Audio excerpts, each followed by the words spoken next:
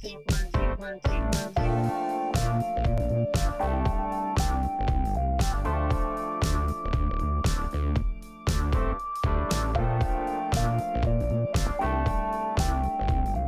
Tokyo, my dear friends. This is Daisuke, and I very much hope that this video finds you well and in very good spirits wherever you are in the world. And today, if you don't mind, I would very much like to continue on with the 31 days of police films and gangster films from the year 1970 to the present. And it is my hope that this can afford us, you and me, with the opportunity to be able to speak about as many films as possible in the context of these very wonderful and exciting and entertaining genres of cinema, the police film and the gangster film. Now, what I have today is a film that is described as being from 2006.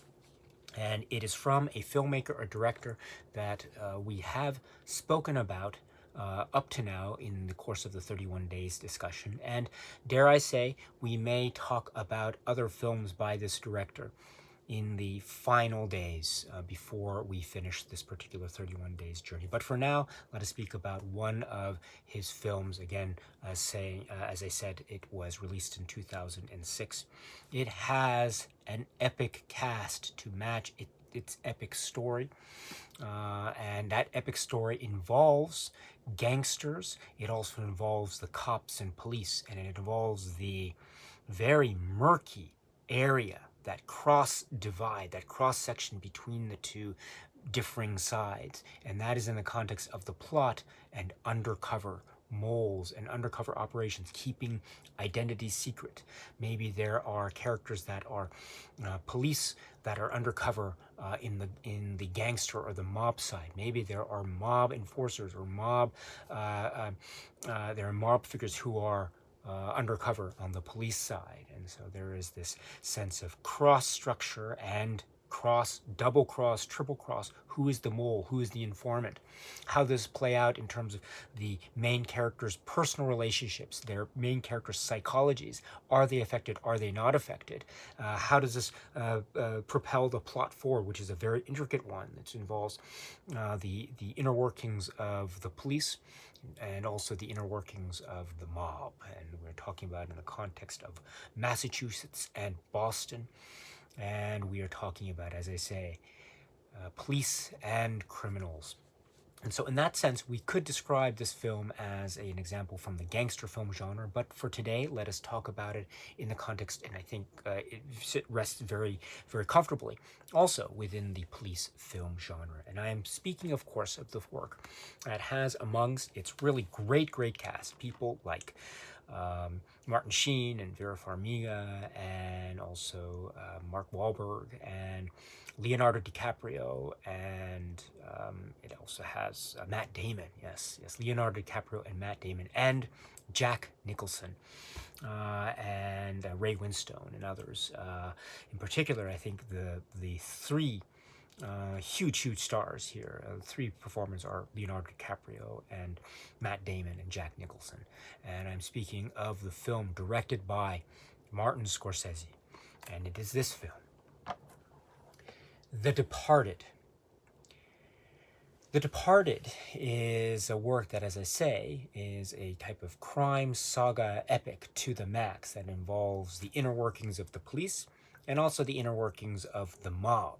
And the mob, or the mob organized crime underworld in Massachusetts, in the Boston area. And we have Leonardo DiCaprio's character and Matt Damon's character playing, in a sense, a type of mirror image of each other. But there are also key and distinct differences between these characters. But they are playing undercover with different agendas, each of them respectively. And they also find certain degrees of success as well as certain degrees of frustration and failures, depending on their given circumstances of the time. And so we follow, for example, the Matt Damon character and his say childhood beginnings, or suggestions of those childhood beginnings, and the influence of the criminal underworld as portrayed or as represented by Jack Nicholson's character, and then we have the growth and the development and the upbringing of this character as he grows into adulthood and into the police force, but then how that allows for the influence of the criminal underworld. In that sense, they have one of their own infiltrated into law enforcement. So that is one aspect of the coin. And the other aspect of the coin is, of course, the Leonardo DiCaprio's character. And we have the development of him, who is also trying also to be a police officer, an officer of the law, and then through a given set of circumstances involving his interactions with a special unit here, he is given a very special and dangerous assignment to go undercover, a cop going undercover to infiltrate the criminal underworld organization. And that leads him directly with Jack Nicholson, Wade Ravenstone, and then the rest to follow. So we have two sides of a given coin, that coin being the departed, one side representing the law infiltrating and going undercover to the other side, the criminal side, and then the opposite. A person who is sympathetic to the criminal side going to undercover as a cop, in a manner of speaking. And that intersection, that crisscross with Jack Nicholson's character at the very center. What will happen? How will things play out? Where will the various pitfalls occur? Where will those X's occur within the various points of the frame or cinema, etc., both directly and metaphorically? Where will the obstacles arise? Will they be overcome, or will they demolish the characters that are trying to overcome those obstacles? And this is, in that great sense of the term, a type of cat and mouse chase. But who is chasing who? And is the chaser really knowing who it is that he or she is chasing? And so this is, again, adding to the extra levels of dynamics and fun and intrigue and mystery and, oh yes, suspense and tension to the max, as well as this interplay between the cops and the enforcement, and then the criminals and the gangsters and the underworld that is also at play. So there is so much alive and well and thriving in this film, The Departed, from director Martin Scorsese. And I should mention too that Martin Scorsese, he is of course world-renowned, famous, one of the most famous filmmaker artists of the present day, of the generation, and perhaps of cinema writ large. This being an example of his 2000s work, and it has all of the hallmarks, of Scorsese's great masterpieces and his cinematic eye and craft, the way in which the camera moves and flows, the use of music, and Gimme Shelter, for example. And then also we have the way in which editing adds to the impact, adds to the panache, and adds to the sense of style and craft, as well as giving a sense of the staccato and almost broken up rhythms that could be, in a way, a type of metaphorical vision in cinematic fashion through cinematic grammar. A metaphor or a vision of such metaphor of the psychological breakup or the fracturing of the mind and the soul. And this is, I think, exemplified so well, especially how Vera Farmiga's character tries to maybe placate concerns and fears and angst of certain characters and her relationship with certain characters. That's part of her job in terms of what it is that she does in terms of her profession, but also how that plays into personal lifestyles and personal relationships, and what it is her concerns are that grow out of those professional-based concerns and also those personal-based concerns. And so this is a great way that the film connects cinematic form with plot, with character arcs and character decisions, and with themes that are very much, among other things, very much part of the discussion or examination of the psychological. This is also psychological examination of characters under high high pressure,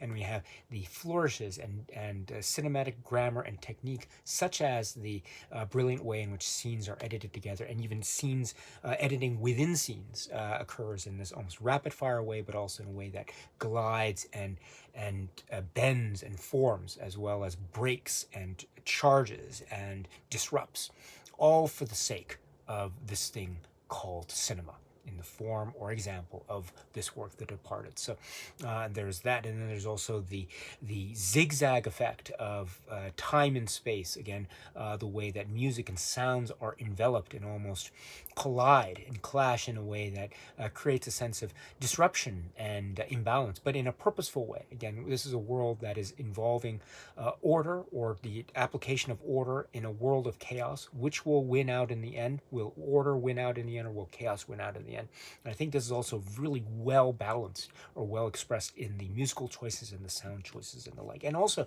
to take a step back too, we have the epic structure of this. This is a film that is taking place essentially two storylines parallel, and they're merging and cross-cutting with each other because that's the function of the plot, and also that's the nature of the parallel epic structure. And then offshoots of that, the various secondary characters, this is the sub-character arcs, the subplots that grow and outstretch from those parallel tracks, and those outgrowths too themselves interact and clash and collide with the other side, in a manner of speaking. And so that also forms or informs the world that we are living in, and that the cinema expression of the Departed is inhabiting, excuse me. And so it is, I think, a remarkable work. And I should say too that this sense of this being a remarkable work, I think, is fueled in large part also by the great performances. I like the personality clash, in a manner of speaking, between the way that Matt Damon performs his role and his performance as this very clean-cut, squeaky clean image type of character that has this type of cold streak as well, this very cruel cold streak, but this this sense of win at all costs type of attitude. And so that, I think, is a really nice contrast to the sensitivity and the vulnerability, the outwardly showing vulnerabilities that are on display in the performance by Leonardo DiCaprio, in the sense that he is very he has this type of damaged part of his character, his soul, and maybe it's that sense of being damaged that fuels him along towards his goal. However nihilistic the circumstances that confront him might be, he still has this way of trying to reach a certain goal,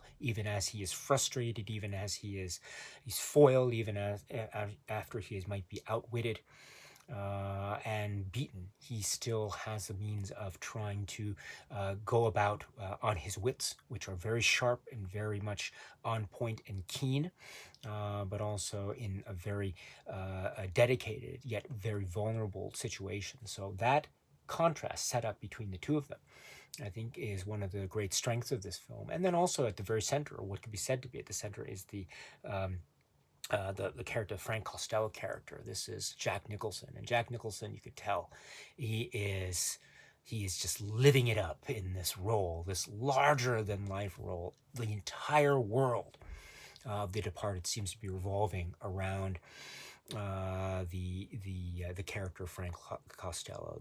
Therefore, the world seems to be revolving around the very presence, the very mentioning, the very thought of Jack Nicholson. And so that, I think, adds to the great effect of this film, and the weight that this film has, and the circular pattern, or this crisscross pattern, with Jack Nicholson's Frank Costello at the very heart and center of the film, and that type of, say, sense of viciousness and danger and, dare I say it, to evil, as well as the allure and the charm and the wit and the charisma that is also accompanying that. And what one falls to, or what one succumbs to, again, depending on the circumstance at hand, with a given, say, plot scenario of the film The Departed. In any event, we are given a flesh and blood performance that is also a wonderfully outrageous sometimes off the wall, over the top performance from Jack Nicholson, and it is magnificent. And so I think those are great examples of the great performances here that await one when one decides to watch the Scorsese work, The Departed. I should say also that I would be remiss if I did not mention, of course, the connection and the inspiration and the basis of many of the plot elements of the film Departed, which we have from the film, or the cycle of films, you could say, Infernal Affairs. Now, I could, of course, say a few things about Infernal Affairs now, but let me say that maybe, just maybe, we might speak about we might have a discussion about that, shall we say, sometime down the line. So perhaps let us save our comments about those works if the opportunity to discuss those works arises in the near future. But in the meantime, let us turn back here. We have this, I think, brilliant, entertaining Scorsese film that is a Scorsese film to the max.